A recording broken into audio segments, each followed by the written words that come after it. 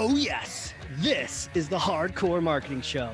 I'm Casey Cheshire, your host for this epic journey. Today's show is sponsored by Ringmaster, on a mission to launch B2B podcasts that create relationships, generate revenue, and drive growth. Ringmasterlive.com. Bam. Recording to the cloud. Today we're going to the cloud. That's where we're going. You're hearing these words coming out of our mouths straight from the sky. The sky gods are gracing you with this podcast. I'm excited. If you can tell, I'm excited for today's guest. I have tried to land this guest. He is so busy and our schedules are so crazy. We've had to reschedule and move around. Probably all my fault. But in the end, we've got him here today. It's not a fluke, and the power has not left the building just yet. Knock on wood. My guest today, let me tell you about him. He's a entrepreneur, a serial entrepreneur, digital marketing thought leader, strategic advisor, revenue consultant, and people connector. Prior to all of these foundings and experiences in marketing, he actually got his work in the music industry. He's got a really cool past around that, and he's got stories. We're going to talk a little live music, get the inside scoop, maybe spill some tea. So stick around for that. He is the founder of Augmentor, OG Mentor, founder and czar at LPSS Digital Marketing. Lael Sturm, welcome to the show, sir. Thanks, Casey. It's great to be here with you today. Hell yeah. I'm so glad you're here. Let's do this. I can't wait to get in all these different topics, social, digital, there's all these things, screaming around at us. But one of the things in particular is that we've got some myths to smash. So let me pass you this thing. It's kind of heavy. Okay, here we go. Oh. You got it? You gotta grab that. There you go. Yep, okay. I got that. All right. That's Thor's hammer. Take for me that hammer of doom and smash some kind of marketing myth, bogus strategy, misconception. Set the record straight once and for all. Yeah. So one of the things that we encounter when we're out in the world talking to businesses, whether they're startups or whether they're more experienced, whether they've got thousands of dollars in revenue or millions or tens or even hundreds of millions, is this myth, this belief that social media can be done by anybody. It can be done casually. So the example of this is, how many of you know somebody whose business accounts are managed by their nephew or by the guy who answers the phone, right? Or the girlfriend of their college roommate. Yeah, somebody knows somebody. Yeah, right. Somebody knows somebody. Like, how hard can it be? Every teenager in the world is on social media. We'll just give it to somebody who deals with it casually, and from time to time they'll post something about the business, and that'll be good enough. Well, I'll tell you, Casey, it's not good enough. It rarely works, and it often does more harm than good. What happens? I mean, I think we kind of we should all intuitively know this is the case, but for some reason we violate this left and right. What is the result when you put your casual friend, the untrained millennial, onto this job of running social for your biz? Well, it's, this shouldn't come as much of a surprise. If you don't do it professionally, it doesn't look professional. Imagine if you were given the opportunity to put an ad on the Super Bowl, and you went out with your phone and shot, a couple of people, I don't know, falling off their skateboards or something, and you said, okay, I've got my ad for the Super Bowl, it would look ridiculous. I mean, people would talk about how terrible it was, but it probably wouldn't drive a lot of confidence in your business. So same on social media. If you've got a haphazard approach, you've got no cohesive strategy, you're posting once in a while, whatever, it looks unprofessional. And frankly, it's this amazing opportunity to put a clear, cohesive, professional message out into the world. And if you're not taking it seriously, what shows up is that you're not professional, that you're not an expert, that you don't have value to provide to your audience and to your customers. Man, I love that we're smashing this. And I love how you just bring the curtain away and you should, okay, how do you want your company to look? And the idea of it's actually messaging. It's not just, doesn't it? It feels like people in this arena here are going for participation trophies for social, right? Like if I'm just there and I'm present, then that counts. And it's like you've Right. said consistency, you said all these things, and then really, do you want your company to look like a 17-year-old confused individual and who's still learning life skills right now Yeah. and adulting, or the untrained neighbor who likes the wrong football team? I don't know, but like all the wrong things you can be portraying, like you're sending messages even if you think you're participating or something like that. That's right. That's Yeah. right. That's right. And just like you wouldn't delegate preparing your sales materials to some random person or some junior person. It's an important way to present yourself to an audience of potential buyers for your product or services. Take it seriously. Come up with a plan. Do it well. It is the reason. Is that it? Is that why are people not taking it seriously? Yeah, I think so. Social media is so ubiquitous. It's everywhere. Yeah. And most of us have some experience with social media casually, whether we're posting pictures from vacation or, documenting a fancy dinner that you've had, or, wishing somebody a happy birthday or something with a funny graphic or video. Yeah. We've all done that. So I think it's easy to assume that because you've used social media, you can bring the same kind of relaxed, directionless approach to your professional social media, and frankly, it just does you a disservice. It just makes you look bad. In fact, you'd be better off not using social media at all. I mean, there are Yeah. companies out there that don't have a social presence. They make a big deal about not having a social presence, and fine, but that serves you better than having kind of a half-assed or messy or unthoughtful approach. Yeah. I mean, think about all the horror stories. I heard about one where someone had forged social media or something. They just had it on their phone and they thought they were tweeting out their own personal, and it ended up being forward. Have you heard of this one? I don't know You gotta that look. one, but it Yeah. doesn't sound like much of a surprise. I mean, it's The the tweet was terrible. It was something to the effect of, people make so many cars in Detroit. It's too bad they can't fucking drive, right? Is what this person tweeted. And he thought he was tweeting it, which he probably shouldn't have tweeted, naughty, on his personal account, but it actually came out of like Ford or one of those oh no. official profiles. So it's like you can't just not pay attention to it, because man, I think that's probably like a really bad example, but there's just, you can really, and sometimes you won't even get the feedback, right? You're not even getting to get people telling you, oh, that looks unprofessional, I'm not going to buy from you. They're just not going to be involved. They're not going to buy from your business. It creates a bad cloud over your head. Yeah, that's right. It just turns them off, and you may never know what it was that drove them away. And there's room for irreverence. I mean, there's room even for controversy. I mean, arguably, that's the point of social media, is to stir people up. So Yeah. it's okay if a brand wants to do that. They want to take a position that's going to lead to discussion and debate, and maybe even drive away people that were never going to be customers or never going to be a fit for them, or just really not in their ideal scope of business. It's okay to use social media as a way to create friction that drives non-buyers out and buyers in. Totally fine. Controversy works, but you don't want this accidental controversy where somebody says something stupid or not very well considered or intended for a different channel, and accidentally it's on your professional profile. That's not what you're going for. So flipping it around a bit, how do we approach this the right way? I've heard strategy, I've heard cohesion, I've heard all sorts of some keywords. If you could sort of, if you were to pass me the, Lael's Bible of social, what kind of core things are most important to you?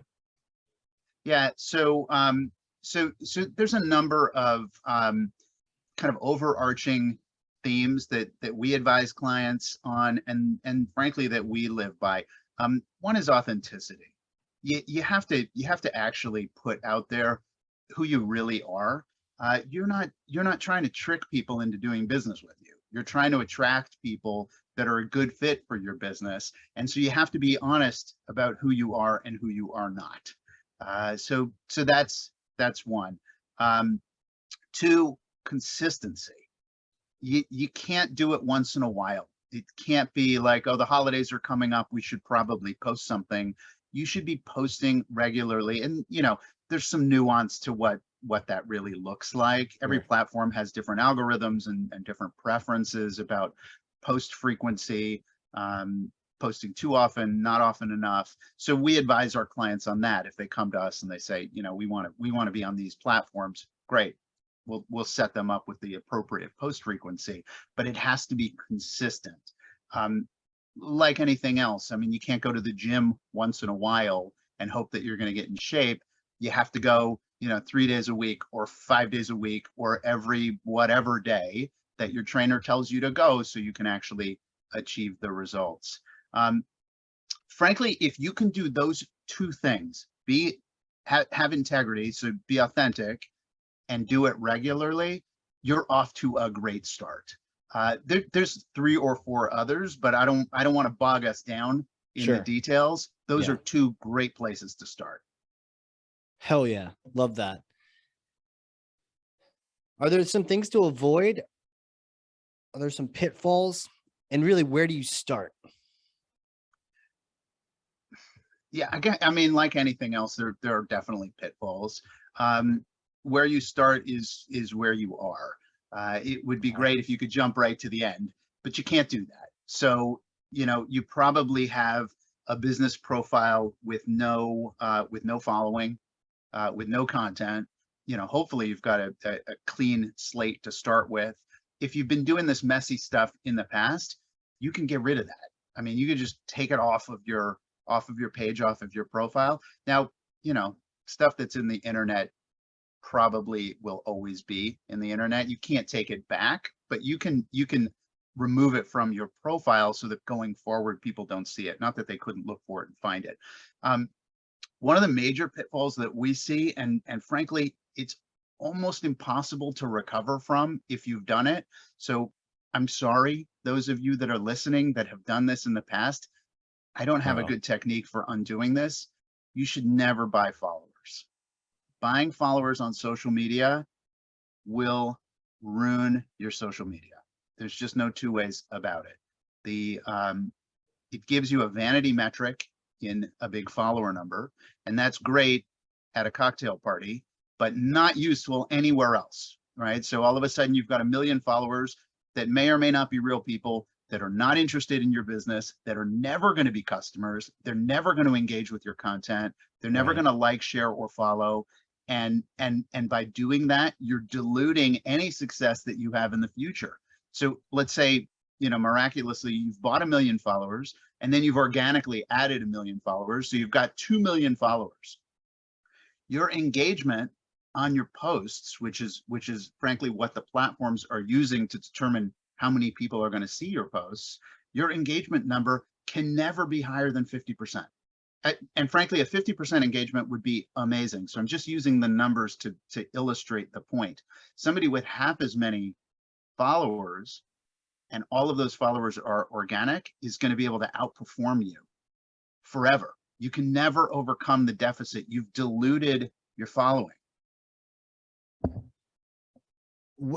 Okay, then where does that metric really matter? Are you not showing up in feeds because you have shitty engagement? Is Twitter almost shadow banning you essentially?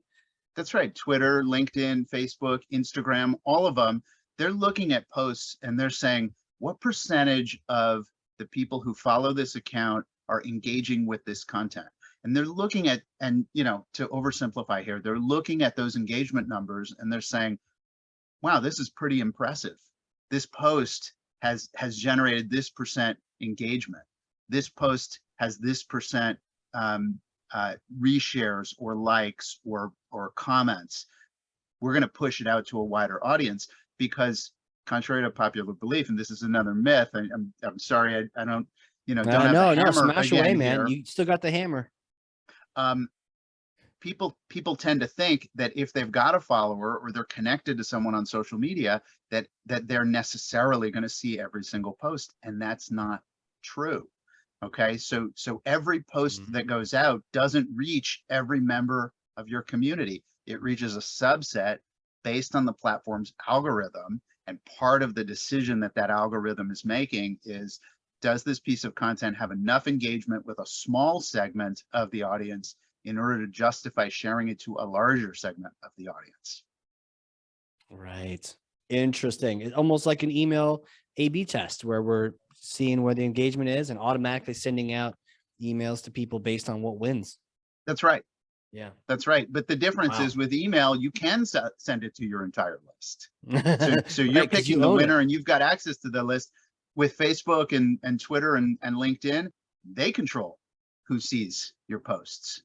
So if your thing doesn't perform, then it doesn't perform, and it just sits on your page and nobody sees it unless they go to your page. It doesn't get into the news feeds. Interesting. And they want engagement because they want platform engagement. Correct. Ad dollars, ad spend. Yep. They're trying to keep people on the platform, so they want to elevate the highest performing content, the most engaging content, which again is why controversy is not always a bad idea. Controversy drives engagement. Unfortunately, yeah. Controversy can really bump you up there. Interesting. Yeah. Okay. Yeah. So don't go buy 1 million followers, because I know Oprah's done it. I know Obama's done it. All the political characters, they all buy them, but then maybe they're shooting themselves in the foot, like you're talking about.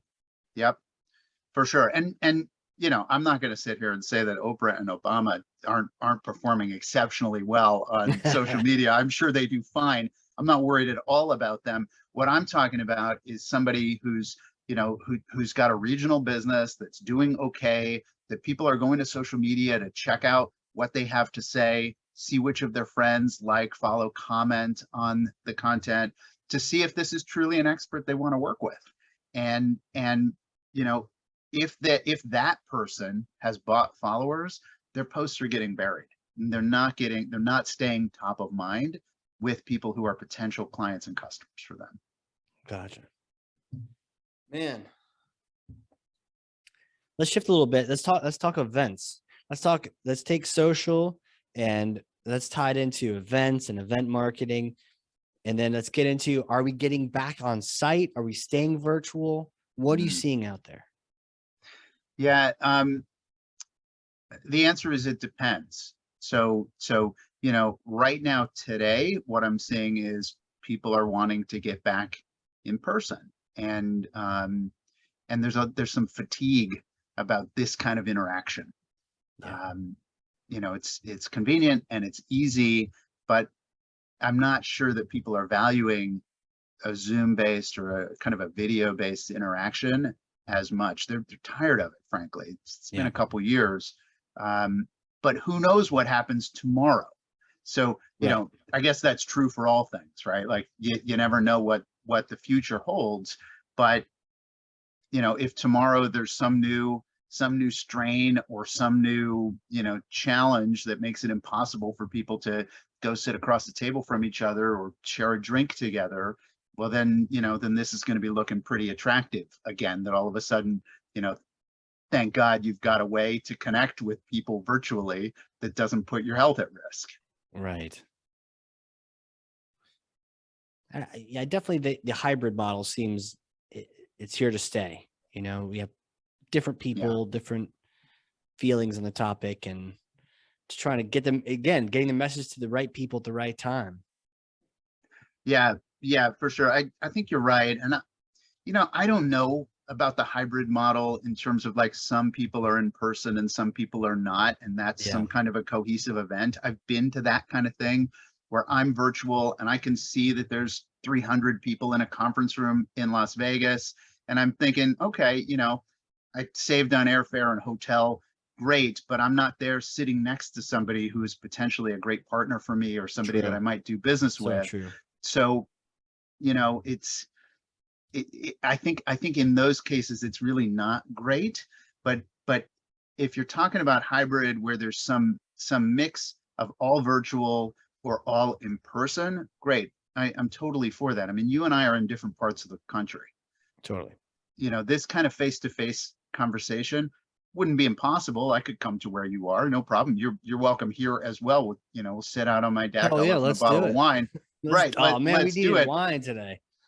Right, but you can't be here, you know, at 5 o'clock today. I True. mean, it takes a little bit of planning. You've got other obligations, and you know, True. to get on an airplane and get to, you know, where I am isn't going to make a ton of sense. So, you know, great. You and I can talk face to face. This is amazing. Hell yeah. Magic. Yeah, it is magic. And you're right. As much as a glass of wine sounds good right about now on a Friday is when we're recording this. You're right. The convenience of being able to click a button and talk to folks can be really magical. Quick question. I'm always curious about this. Books, resources. Where are you learning from? You have knowledge. You have lots of it. Where are you filling your gas tank up? Yeah. So, thanks. Good question. I'm an avid reader, and I'm always reading a fiction book and a nonfiction book, typically a business book, but sometimes a biography or something like that at the same time. It's, you know, it's a habit that I got into early in my career. I always read fiction, and I just thought, you know what, I need to balance it out. Hell Once yeah. I got out of school, I felt like I wasn't acquiring new information. I was being exposed to challenges at work, and great, but I didn't have any resources to actually, you know, better myself. So I'm always parallel reading. I listen to podcasts like yours, of course, Hell yeah. but others Wait, as what well. podcast is this? Hardcore marketing. Yay. We'll have to clip Uh, that. You know, we'll make it like Joe Rogan. We'll get that clip. Totally.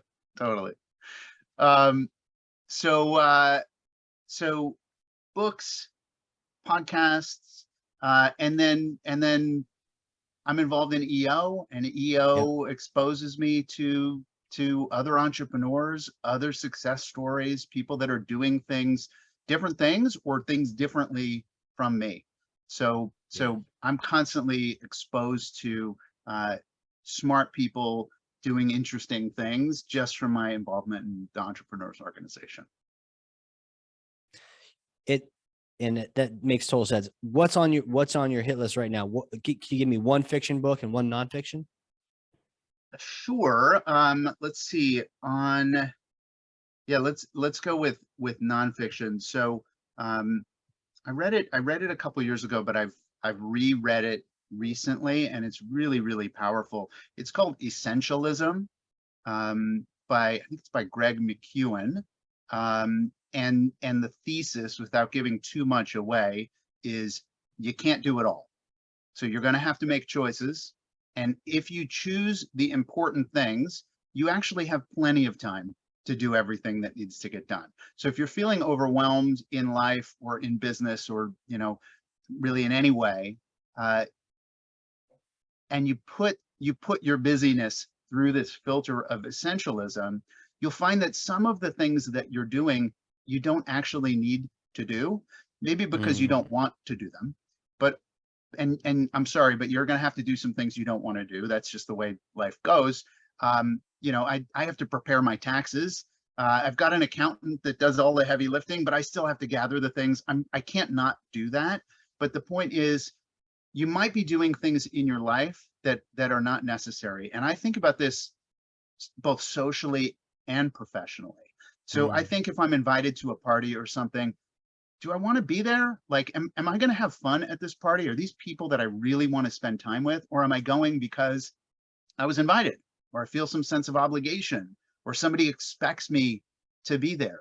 So I try to hold myself accountable for this, professionally and personally. And, you know, professionally, there's things that we do that we really shouldn't be doing because they're outside of our area of expertise. So what I've done is I've grown my team so that I can offload things to them. Is it essential that I resize this image? No, anybody can do that. Is it essential that I, format the book that I wrote so that it's appropriate for Kindle on Amazon? No, anybody can do that. Somebody else on my team can handle that. So, we all make choices. Yeah.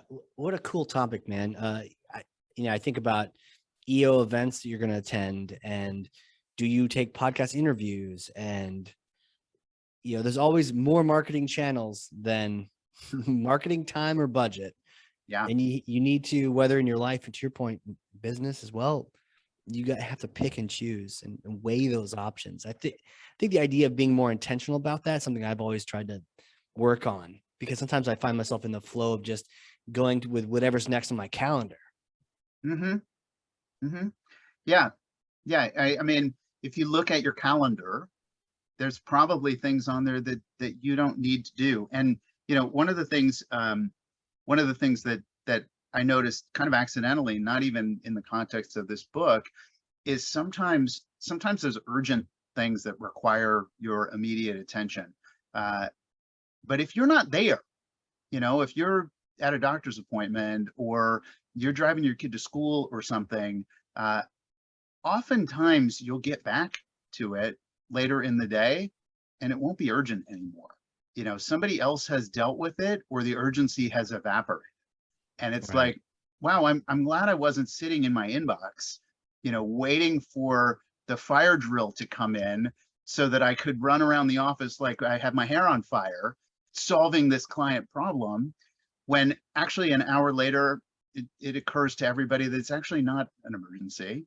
There's an easy solution, or somebody else stepped up and said, you know what, we can deal with this. We don't need the boss. Yeah.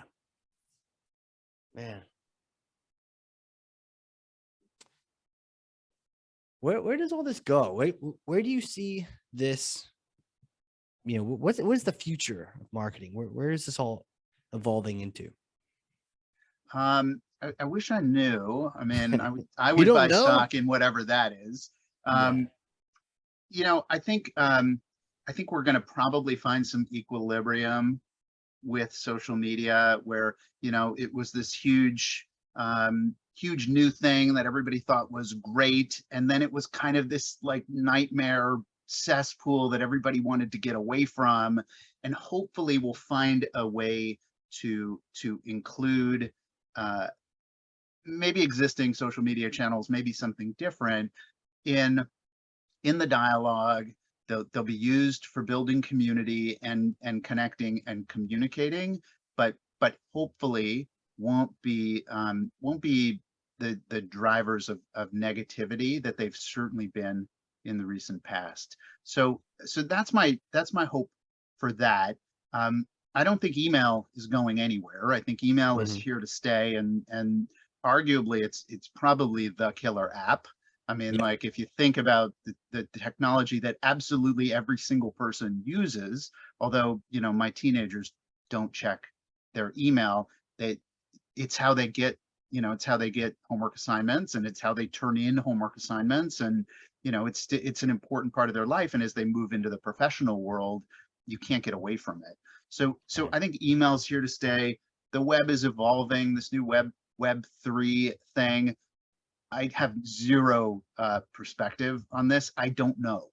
I don't know, but it holds the promise for some interesting developments, and we'll see. Time will tell. Yeah. It's almost, But like I said, if I knew where it was yeah. going, I would invest in that. Yeah. Yeah. It's like buying Apple or, Yeah, Tesla at yeah, like $1, for sure. For sure. Or like Big one. Bitcoin at, 18 Bitcoin. cents. Yeah. Yeah, instead of Bitcoin. $18,000. So Bitcoin when they were just wanting to buy a cheeseburger with it, mhm, mhm. Exactly. Man. Well, Lil, who are you, man? How do you know all these things? Can you take me back in time? Little Lael Sure. days. Did you know you're going to be an entrepreneur, serial entrepreneur, founder of all these companies, and marketer and presenter and all? Take me back in time. Yeah, so I grew up in an entrepreneurial family, Cool. partly out of necessity. My grandparents fled Europe just ahead of the Nazis kind of marching through Wow. town. So, they arrived in this country with very little in the way of material wealth, and they had to come up with ways to make a living. So, so they started businesses and found some success. Both my parents are entrepreneurial. They both ran their own businesses. They had some ups and downs, but I definitely got the bug early on. My earliest entrepreneurial memory is I used to buy big bags of candy, the kinds that you would give away on Halloween, that sort of fun-sized candy. I would buy these huge bags and I would take them to school in elementary school and sell individual pieces of candy to my classmates. So, so I was turning what little allowance money I had into bigger piles of money, and I don't even remember what my monetary needs were. Like, why do I need money at this point? Well, everything is taken care of, but I saw this opportunity and I addressed it. I went on to start several businesses. I'm in the Bay Area, so the tech bug ran through here pretty heavily. Totally. I started some tech businesses. Some flamed out horribly. Some I had some reasonable exits with. So, I've had my share of success and failures. And then, as you mentioned earlier, I spent part of my career in the music industry. So my real passion is music, especially live music. And when I came out of college, I was interning for a concert promoter in San Francisco, frankly one of the biggest names in music. And I went on to join a booking agency. I was booking live music. Well, I was an assistant in a booking agency. I was, I don't want to make it sound like I was too important. I was basically answering the phones, but but you're in it, right? I was in it for sure. I moved to New York. I worked for a handful of record labels there. I started my own record label. I worked for MTV. Started your own record label? Yep, I started my own record label, and we put out a live compilation. I made a deal with one of the local New York rock clubs that was really a launching pad for a lot of the bands, of the late '90s. And I said, hey, let's do a live album. Let's take 12 or 15 of the hottest bands that play here. We'll record full sets. We'll pick one song from each and we'll string it together as though it was a single live show. So actually, if anybody wants to find it, it's streaming on all of the platforms. It's called Live at Arlene Grocery. So live at what grocery? Live at Arlene Grocery. So I can share a link later. Yeah. No, I'm gonna grab it. The But show notes. We'll put the link for everyone in the show notes. People just click it. Yeah, there it is. Yeah. Cool. Yeah. So did that, ran promotions for a division of MTV. And then I went to business school right around the time that the Napster thing and frankly the iPod changed music consumption in a very dramatic way. And when I came out of business school, I decided I'm a lifelong music fan, but this is not where I want my career to take me. So what was it about the music business that you just knew it wasn't going to be your thing long term? So that is definitely a conversation for you and me with an adult beverage. Sure, man. It's a long conversation. It's a good EO beer conversation. Yeah. Right, for sure. But the short version is it's pretty ruthless. And even though you're working with content that you might enjoy, it's a bit of a knife fight with your peers and coworkers, because everybody's grabbing for what little scraps there are. So that didn't feel good, and kind of not what I wanted. Also, at the time, the music industry was facing some pretty significant challenges. I mean, frankly, existential challenges, and this is borne out a lot if you were to dig in. right now, artists and record labels are really dependent on streaming revenue from the major Right. music streamers, and frankly, it's not a lot of money. So the model itself wasn't that amazing, in my opinion.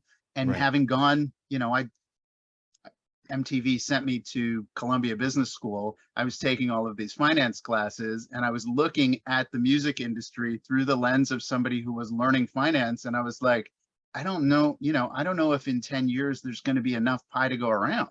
Like, Right. I don't want to be a part of something that is shrinking in relevance and shrinking in potential. I want to be a part of something that's moving in the other direction.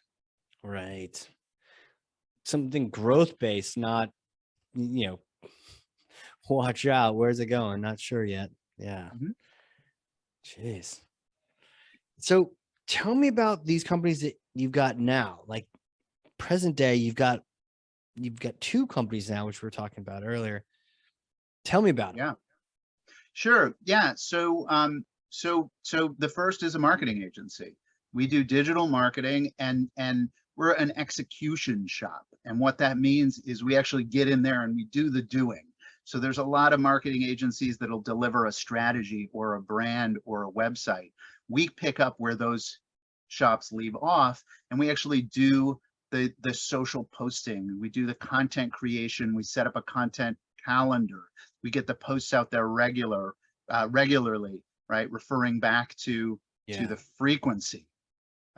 So we actually execute on the strategy. Plus, we do ad management, where we're writing, placing, and targeting ads across digital platforms. So it's primarily the Facebook family of sites and the Google family of sites, but we allocate money to Twitter and LinkedIn and things like Pinterest and other specialty platforms as well. And then we do search engine optimization. So that's the marketing business. It's all results oriented. Everything we do is measurable, and it's all based on delivering ROI for the client.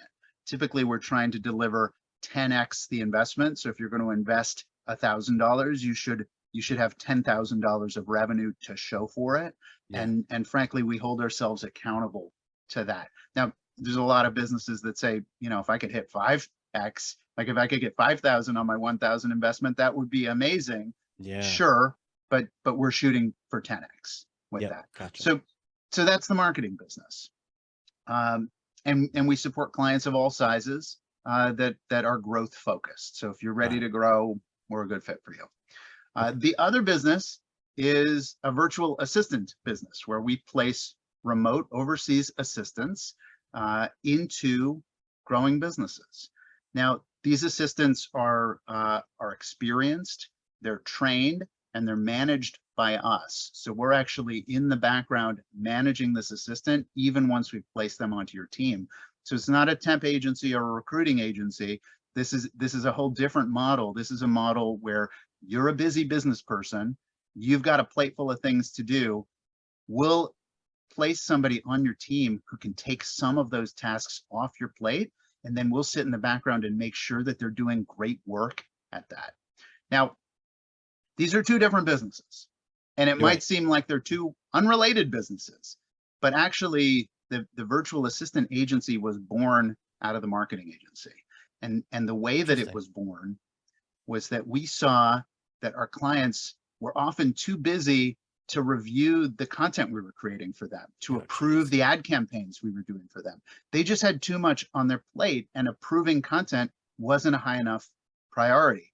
So we said, hey, what if we were to place a marketing assistant onto your team, who could take some of these lower level tasks off of your to-do list, and also let you know when there's something that needs your approval, so that we can quickly take action and deliver those 10x results for you.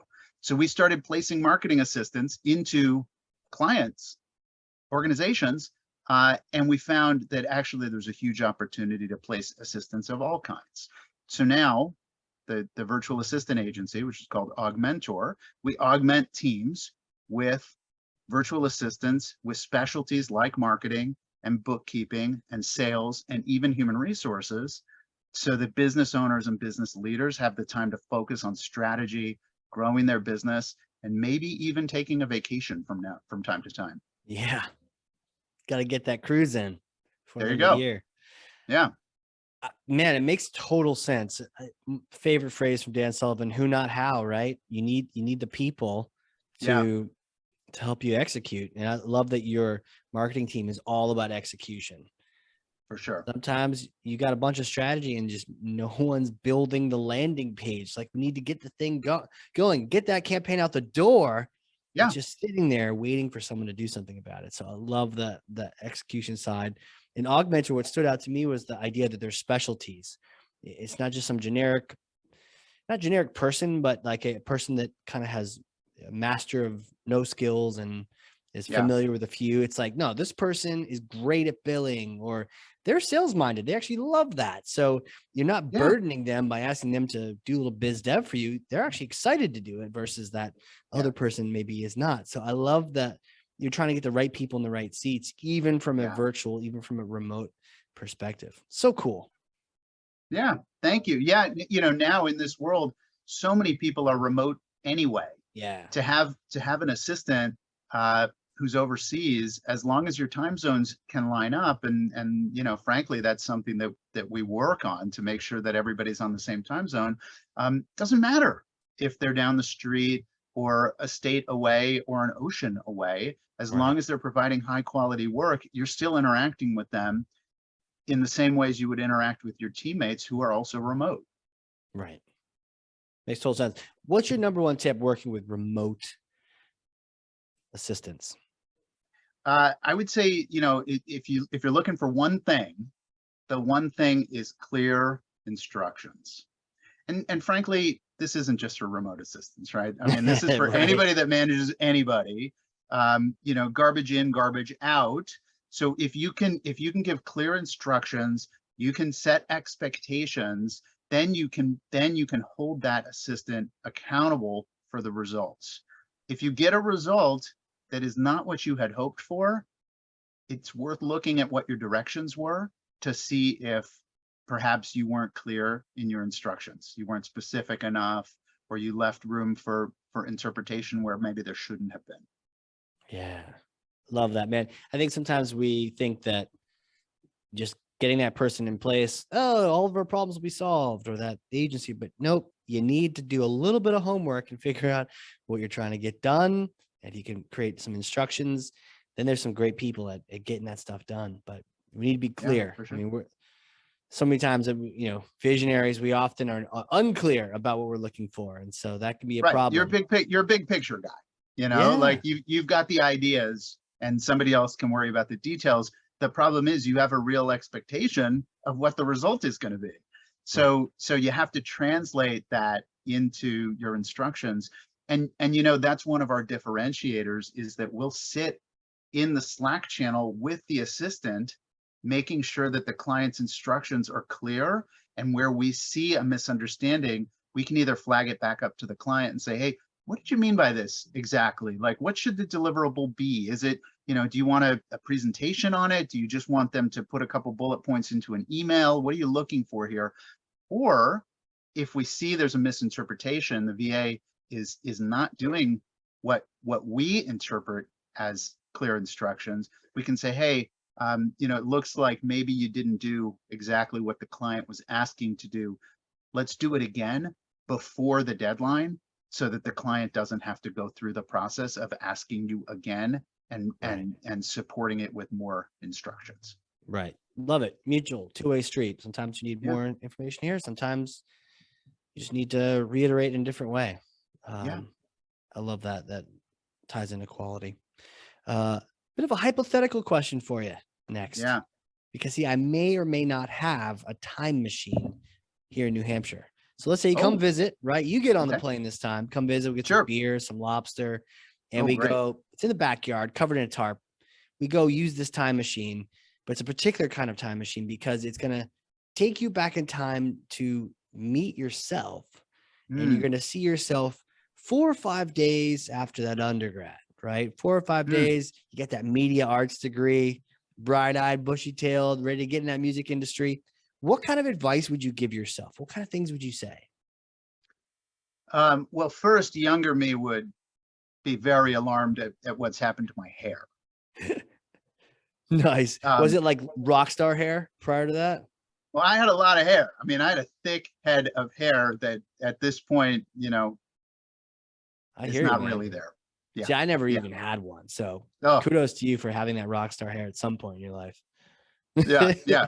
But I like thinking of it as rock star hair. I'm not sure I thought of it that way back in the past, but I will from now on. So after that shock, the advice that I would give my younger self is really straightforward, and it's aim higher. Aim higher. Whatever your goals are right now, think even bigger than that. So, I can't tell you what younger Lael's goals were, right after undergrad. I remember knowing I wanted to work in the music industry. I'm not sure I could have told you where I wanted to work or what the outcome was going to be. But not should, because I'm super happy with the path and the way it's gone. But if I were to get in that time machine and give the advice, I would say, don't just work in the music industry, change the music industry forever.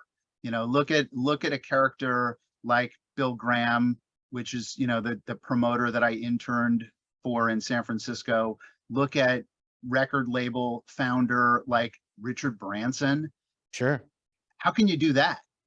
You Yeah. don't just want to be on Richard Branson's team. You want to own Richard Branson's island, So I was not thinking that way at, 21, 22, 23 years Sure. old. I was thinking, if I could just get a stepping stone, if I could just, get my finger in the door and start the process. And frankly, I need to remind myself of that even still. Aim higher. Are your goals high enough? Like, okay, I've got this revenue goal for the year. It's based on actual, past performance. But why should I limit myself to past performance? Why can't I do 10 times better this year than I did last year? Just because I got 40% growth last year doesn't mean I'm limited to 40% growth this year. Right. It's true. There's doesn't mean anything. It could be way higher. Yeah. So aim higher. That's my advice. Think Love big. that, man. Aim higher. Would young you listen to you? Probably not.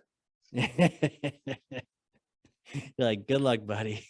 Yeah, exactly. I was, I was pretty rebellious. I didn't love authority. It's part of why I'm an entrepreneur. So, Sure. I like to blaze my own trail. Sometimes I'll do it the hard way just for the sake of doing it the hard way, so that I can say at the end of it that I did it.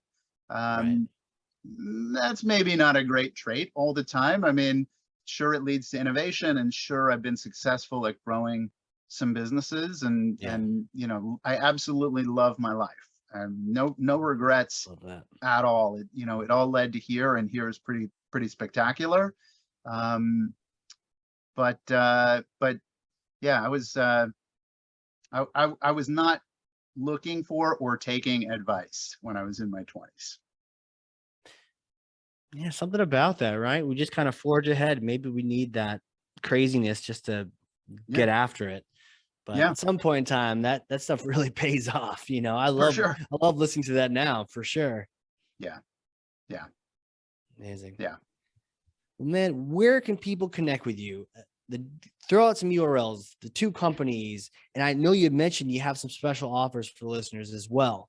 So what do we got today? Yeah. So each of the companies, of course, has their own website. The marketing company is lpss.co.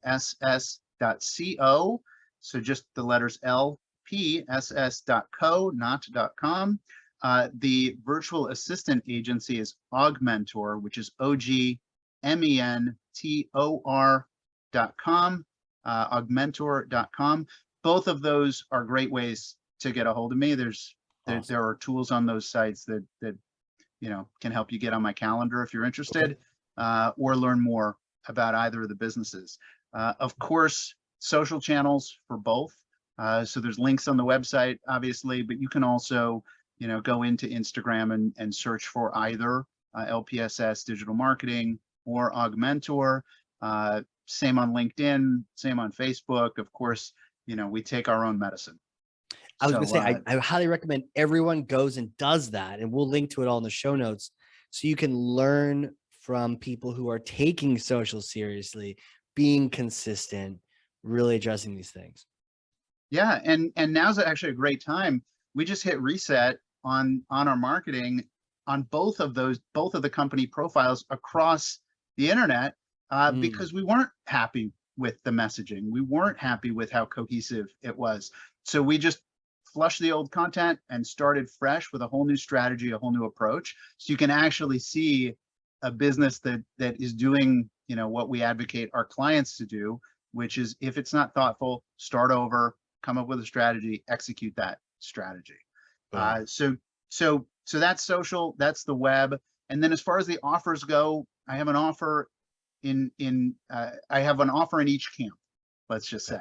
So on the marketing side, we have a 5-day marketing program that is guaranteed to turbocharge your marketing. So by 5 days, I don't mean 5 full days. You do not have to quit your job in order to take this.